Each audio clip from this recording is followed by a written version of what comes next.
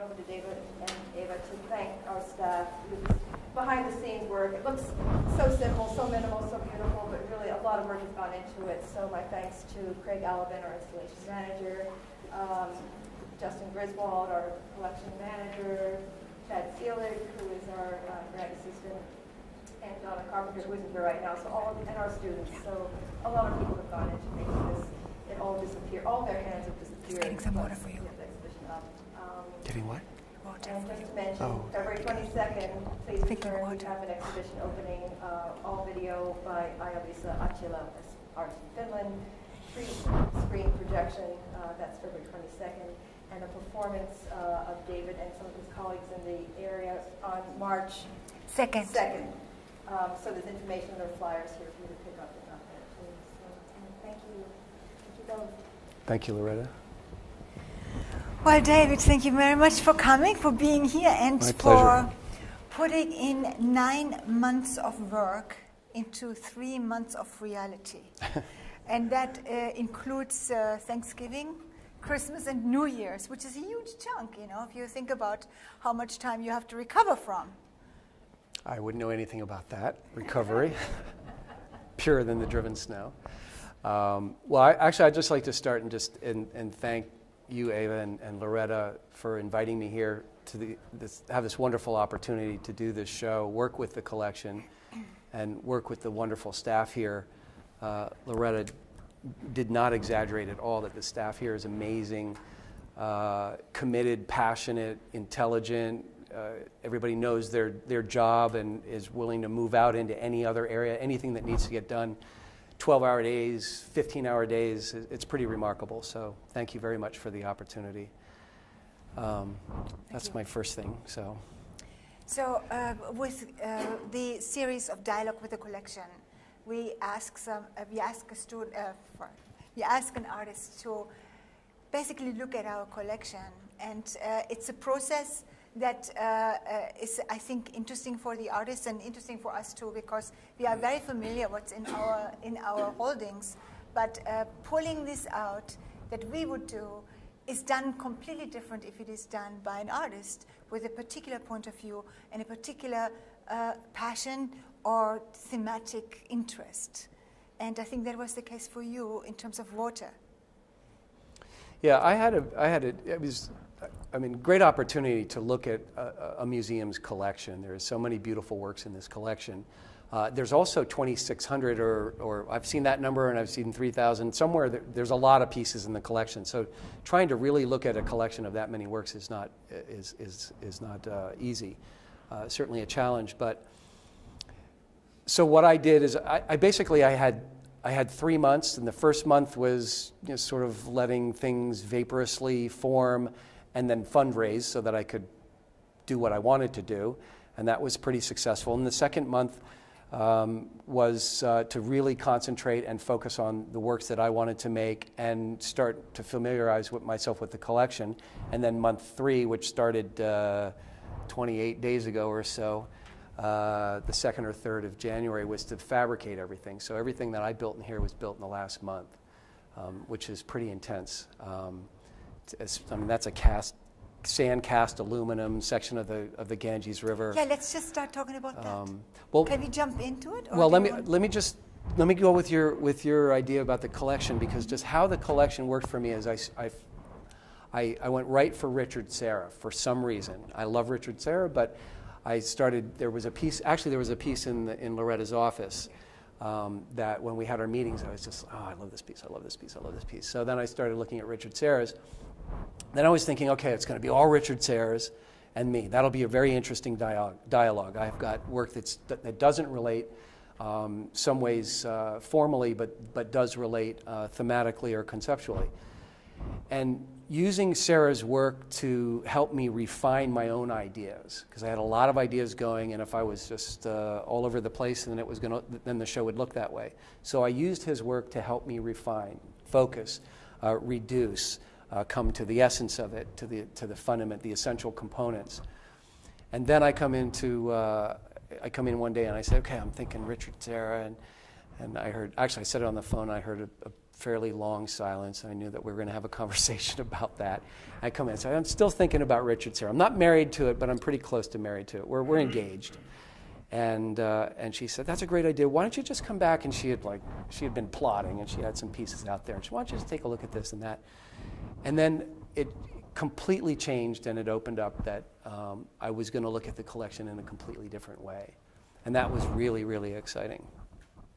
Yeah, it was opening up because you looked in a certain way to formal qualities in the collection, and then I think it gave you the freedom to have association, right, and look through associative ways. And we see in the beautiful installation that is all David's work. You see how there's a lot of association going on. Just starting on this wall, it's not necessarily a narrative, but there's the connections with each piece in a way that is surprising and very engaging. And you had particular rooms reserved for particular ideas, right? You did something in that nature. Yeah, well, the first meeting we had, I had that diagram. I'm a list maker, diagram maker. When I make lists, they're really perfect, and I put rulers and draw lines and compartmentalize, and so I started. See his briefcase. It's very Donald Judd, but so I had the 3 rooms, and I had come up with the idea of thinking water and then the poetry, systems, and politics, and so I was compartmentalizing those ideas and separating those ideas, and that was going to be the room for poetry, this was going to be the systems, and that was going to be politics. And that really changed, and that was another thing that Ava said. She said, as I was getting very close to start building, she said, you know, you deal with all of those issues in all of your works. Maybe not all, every work has all 3 of those, but you're working, through the systems. The systems are coming through, and it's by nature poetic or reductive. And that was a big turning point for me with the show as well. David, let's talk about water. Water? There's a little bit of water around here. Yeah, I love water.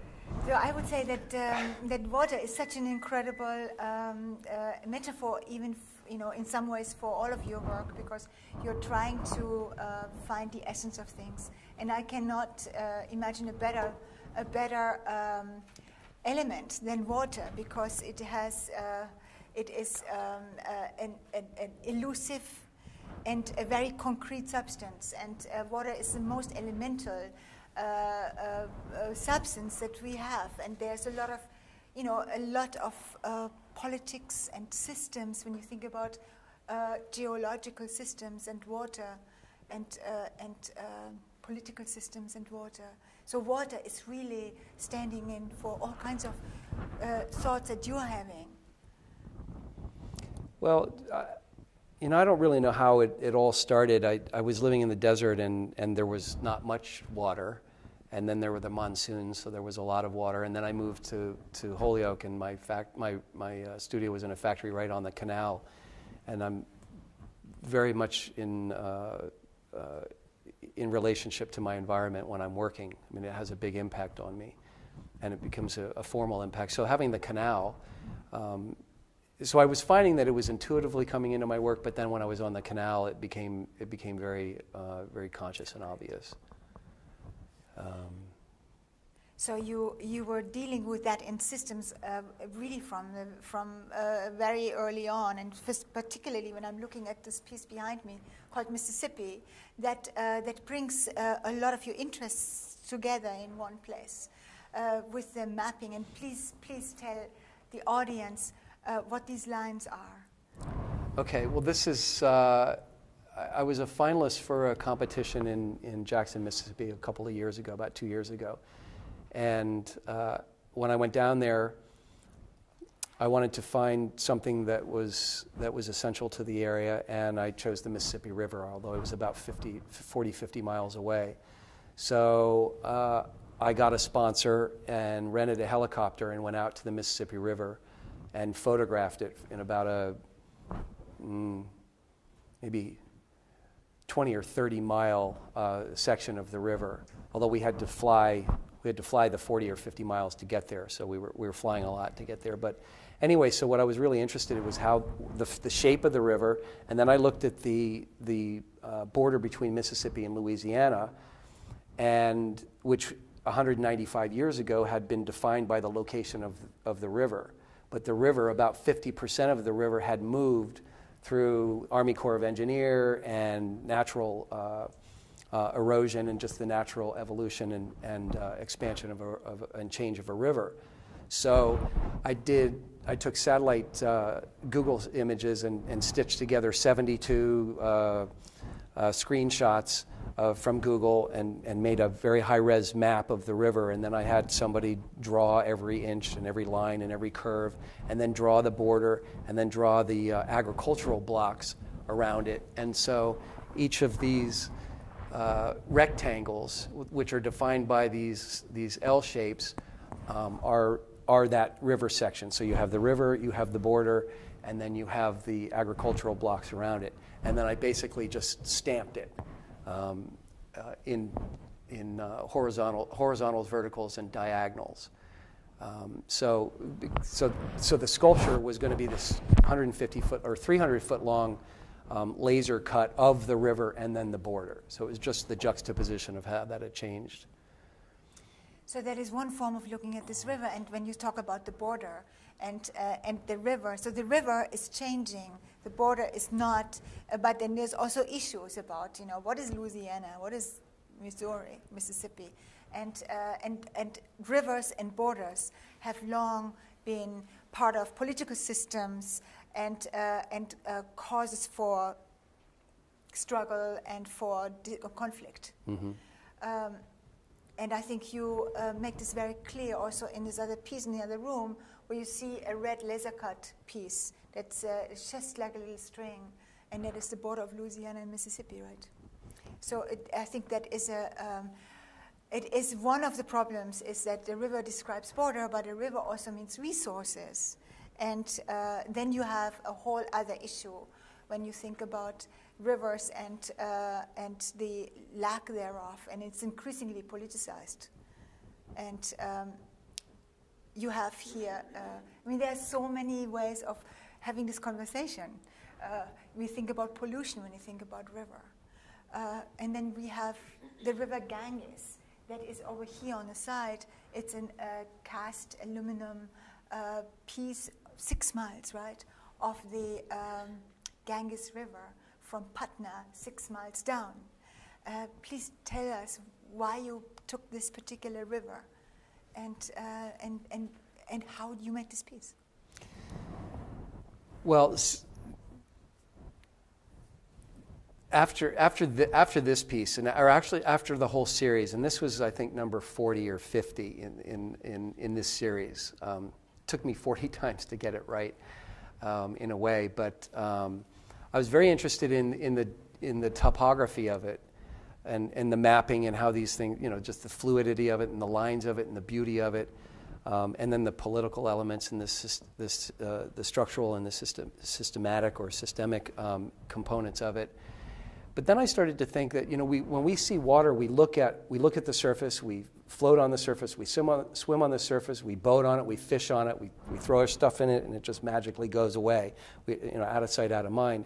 And at least from my point of view, I thought that I was seeing water from a very surface kind of perspective. And basically that piece is like my description of it when I don't have it is take a river and freeze it, and then take that. And that becomes an object. And then to me, to bring it from a flat surface that we see it as mapping and topological and from above, it looks like veins or neurons, but it also has a psychological feeling to it that it's alive, it's an object, it's something real and tangible and not so elusive as it appears, just floating away on the surface. I chose the Ganges River.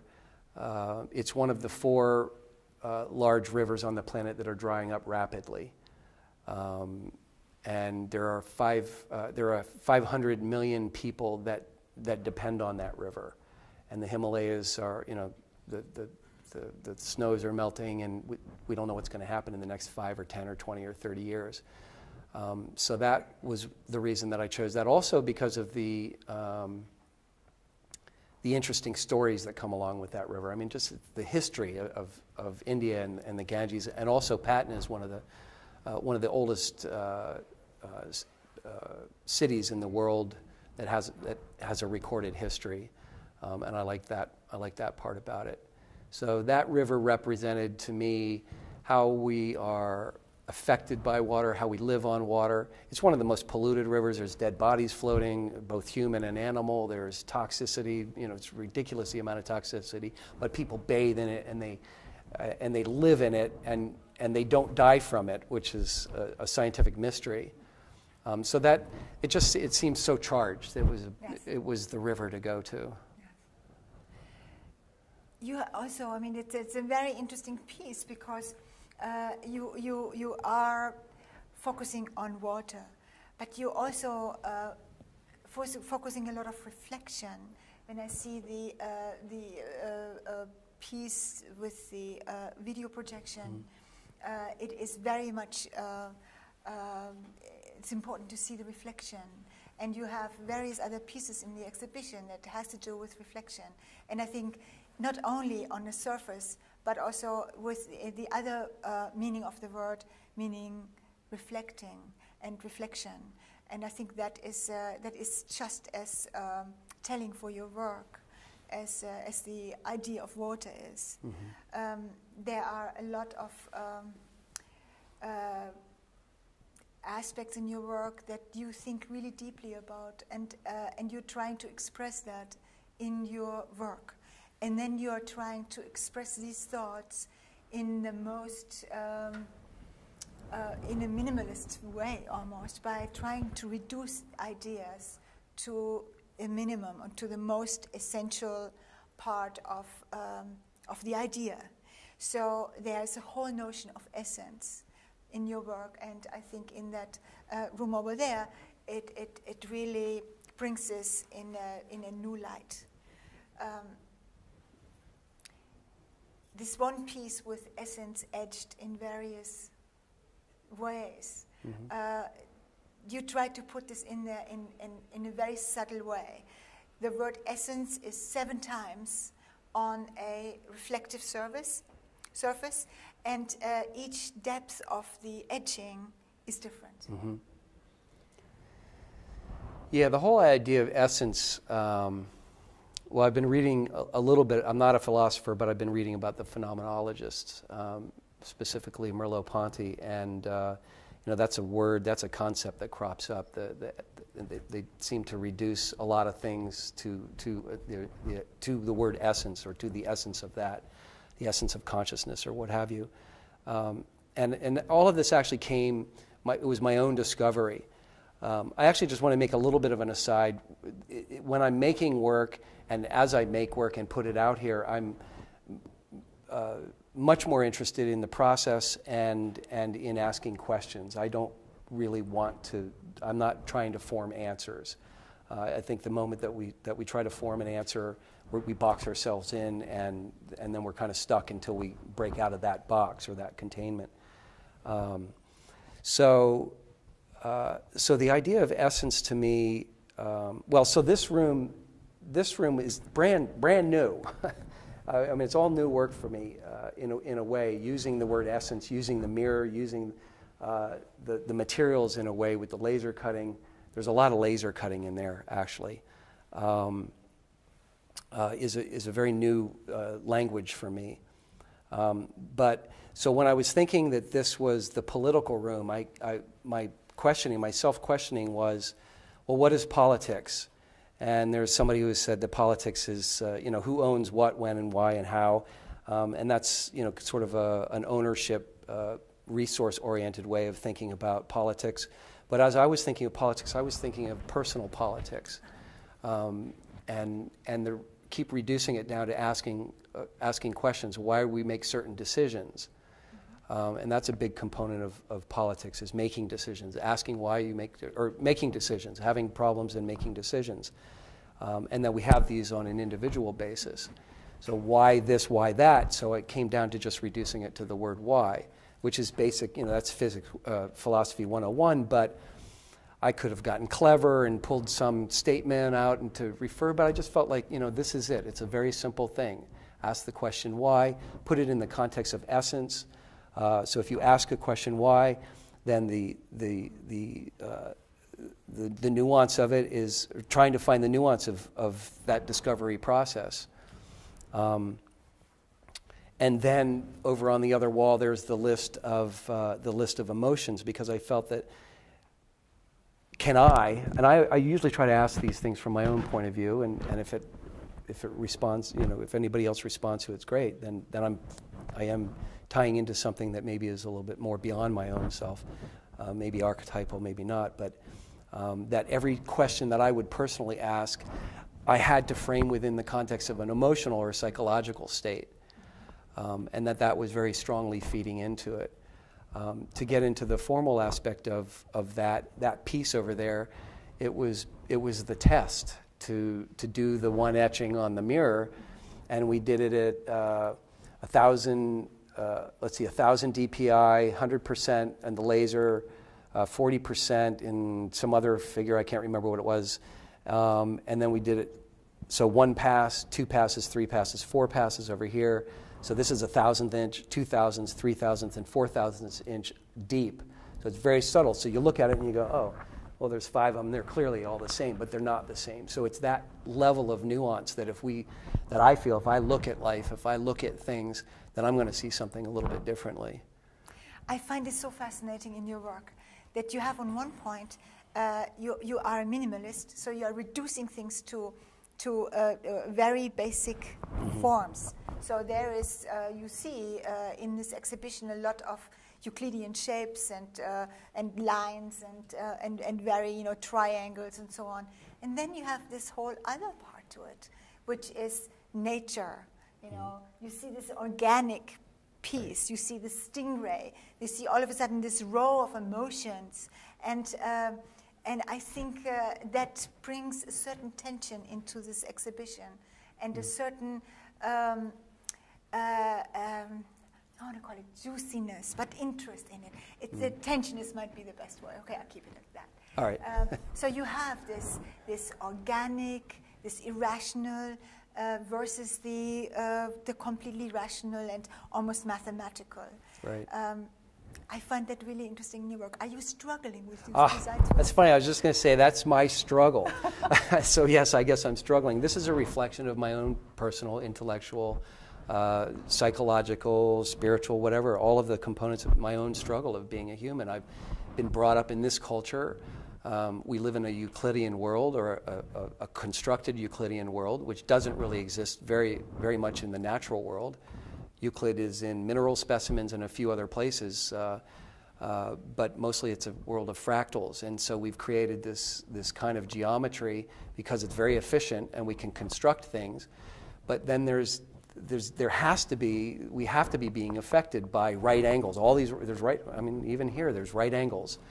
And so I'm struggling with that in myself. So here I'm, this is kind of the juxtaposition. I'm struggling with containment of the lines, putting the river into a box, trying to put it into, so that I can have some semblance of trying to understand it.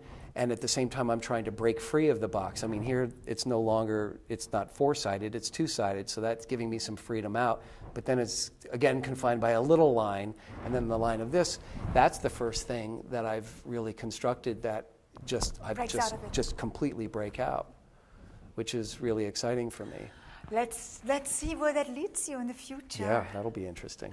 Okay, before we open up some questions to the audience, I would just like you to talk a little bit about those little brown bottles on the glass shelf. Oh, yeah. That's the most narrative and maybe poetic piece in this show. So the Ganges is here, and then the print back there by Tuckerman of the man without a head standing in the Ganges with the boats, playing off with the head with no body. So those two, and they're on the same sight line. But so the Ganges, and then I saw that print, and I was like, oh, that's perfect for that room. And then I said, oh, wouldn't it be terrific if I had some water from the Ganges. And I'm like, oh, that's a great idea. So I call up my friend Josh, who has this organization called Artists Organize Art. And he's got, I don't know, I've heard anywhere from 75,000 to 150,000 people on his email list. I figure that's a pretty good list. So somebody he's got. I said, you must have some people in India there. So he sends me back a list about this long people. I'm like, okay, now what am I going to do? I'm going to write them. And are you on the river? And how are you going to get the water? And how am I going to get it back? It's going to have to be sent. So logistically, it was a bit of a problem. And then he goes, oh, Mary's there.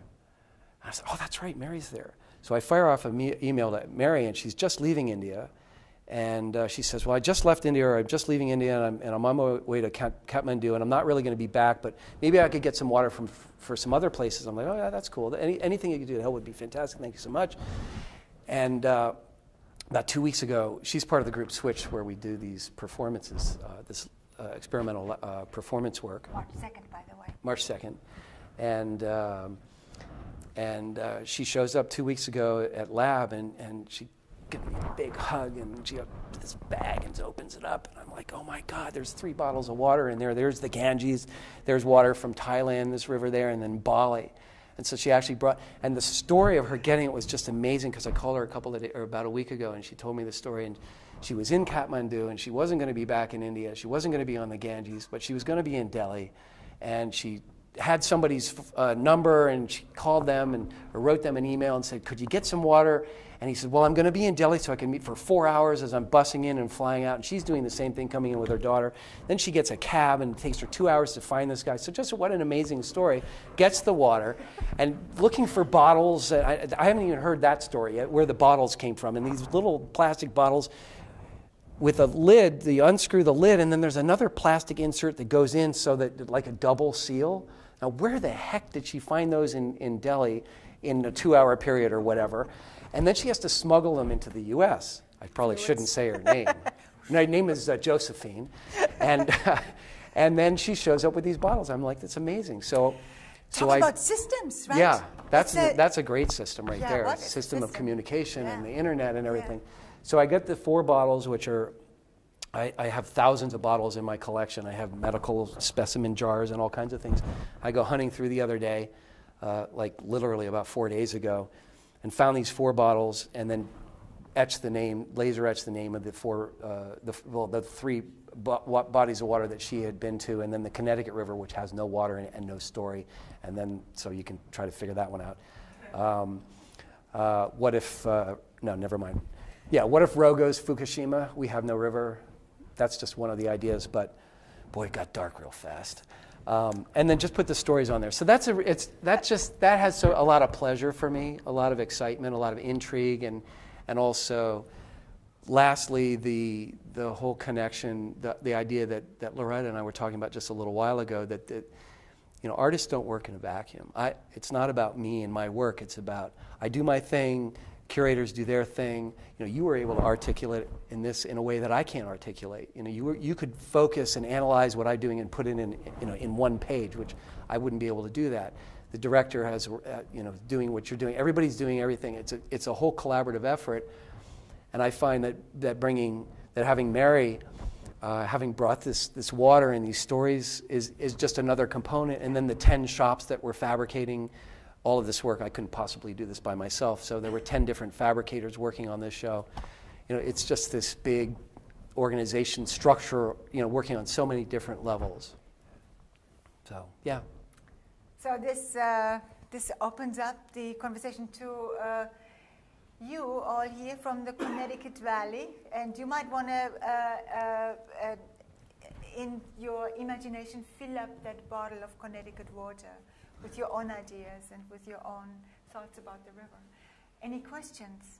Yeah, why Connecticut empty? Well, that's what I was just saying. That's partly to leave it open for you to play with that. Why would he not write a story? Why is there no water in there? I mean, you can. Where you live. Why would you place a bottle of water where you live and exist empty? So this is a personal question, and Well, it's either personal or it's not. It could be completely intellectual, or just creating a puzzle. it was an intuitive thing in a way. I said, you know, I don't want to make a story up because then I'm going to go competing with Mary's story. Mary's stories are real. If I then go down to the river and collect it, I could say, okay, I went down to the river and I drove down there and, you know, that's kind of boring. But it was also, it would feel contrived to me. And I said, you know what, I don't want to inject my story on this. I have a lot of relationship to that. I mean, I've been on this river forever. I don't want to inject it that way.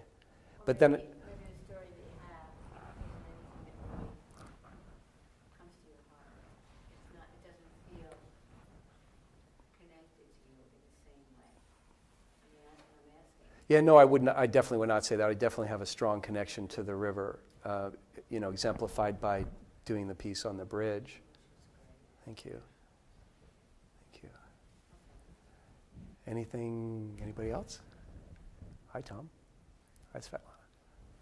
Can you say something about the piece in the corner? The video. Yeah. It's my first video. Well, that is the dam, below the Holyoke Dam, right after Irene, Hurricane Irene. In fact, is John still here? No? I'm driving up from New York in August, or whenever that was, July or August, and John calls me on the phone and he goes, you got to go see the dam in Holyoke. I go, yeah, I lived in Holyoke. I've seen the dam plenty of times. He goes, no, really, you got to go see it. So I was coming up here to work on the piece, and I went to the dam, and it was amazing. I mean, the amount of water. And I just put this little point-and-shoot camera with HD on it, and I was like, oh, yeah. That's from this? Excuse me? It's video from this? Yeah, it's actually video from this. So I just pull this out, and I'm just holding it on there, and it was just amazing. And I didn't know what I was going to do with it. And then I've always wanted to project a video onto a tank. So I built that tank, and that was a whole thing. I didn't know how that was going to come about. The plexiglass was very organic the way it came into it. I thought we were going to put resin in it or whatever. Built that tank, realized the reflective quality of the tank. Then I took another lucite tank 9x9x9 that I had, and I put it in there, and then started projecting the images, the video onto it. So it was a very organic, basically this place became my studio one afternoon while we're setting it up, and we're holding the projector up there, and we're over there, and we're doing this, and tilting and shifting and keystoning and doing all these different things. And it's getting all kinds of interesting results, and then I start pulling it in and pulling it in. I realize that I can, with this amazing projector, I can really contain it. So it was a very organic process that happened right here, the completion of that piece. And then I realized there was no reason to have the acrylic tank. It served no purpose. It was taking away from the poetics or the simplification or the essential component, which was an image being projected on the wall and reflecting in the surface of the water.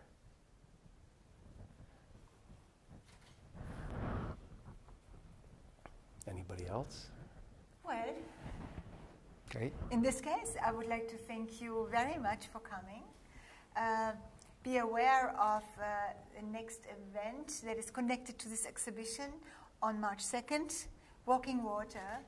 And that is it's being performed by the group Switch.